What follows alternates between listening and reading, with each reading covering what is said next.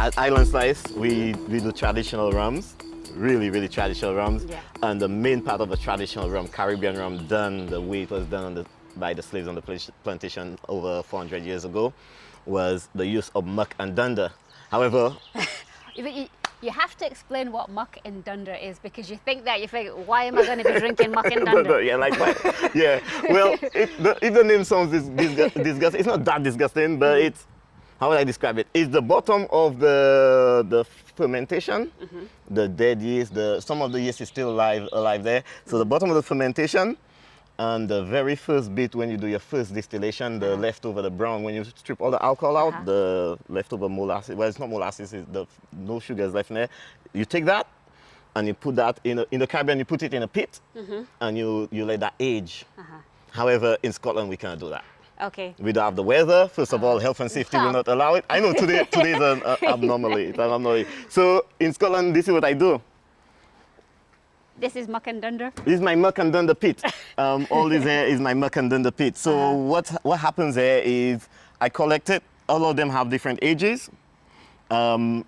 I pour it in here and I let it age. However, as you could see, the weather is good. Yes. So everything's going real nice. It will smell really good if I'll get a sample for you to try. Not for you to try, but for you to smell. Sorry, not trying. Smell, for you to smell. You can try it. For you to smell. It smells real good. Everything is good. The warm weather is making everything work real active. And in the winter, it stops. Okay. But in the Caribbean, it will continue going. That's what makes the difference between a Scottish rum and a Caribbean rum. Temperature is everything. The temperature is everything. So this will develop only in summer and it will stop in winter. Right. However, muck and dunder sounds quite disgusting. If I pull a sample of that out and you give it a whiff, it smells like banana, fruit, dried leaves. It has all these esters, all these flavors coming through. So when I take that, I'll add it to my fermentation. Right. And then that will help the fermentation develop more flavors and quite a depth of flavor. Jamaican rum is known for having high esters because they use the muck and dunder quite a bit, a lot of muck and dunder. So it got quite a bit of esters, a lot of flavor, a lot of punch to it. Yeah. Whereas my rum will just have a light punch on top of it. Yeah. A light slap. Yeah. And it's in Dumbarton. I am one of maybe the only rum distilleries outside of the Caribbean who's using muck and dunder. Okay. And then because of the temperature and everything, it makes my rum unique.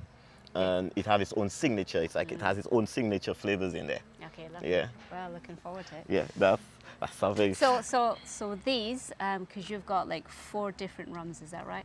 So does this get used across all of the rums, or is it unique to? Oh, it will be certain used in the rums? fermentation to make the white spirit, to make in Scotland we say new make, but to make the white rum. And then from the white rum, the flavors then come out of the white rum. So this is the base. It will make the base spirit out of that. My oldest one is here. So imagine I've been making rum since 2019 distilling. And I started in a small scale. So this will have the beginning of when I started making rum, my muck, and then from when I started making rum on a small scale. Yeah. And then I'll keep adding it in there. So that's full. This is the oldest one. I tell by the cable with the switch. It's my oldest one, and then it goes on in age first. If you root it there. It's all very technical. Yeah, it's very technical, very scientific. Exactly. Very scientific. But yeah, every one of them, and I have numbers that's fading on every single one of them to show the numbers.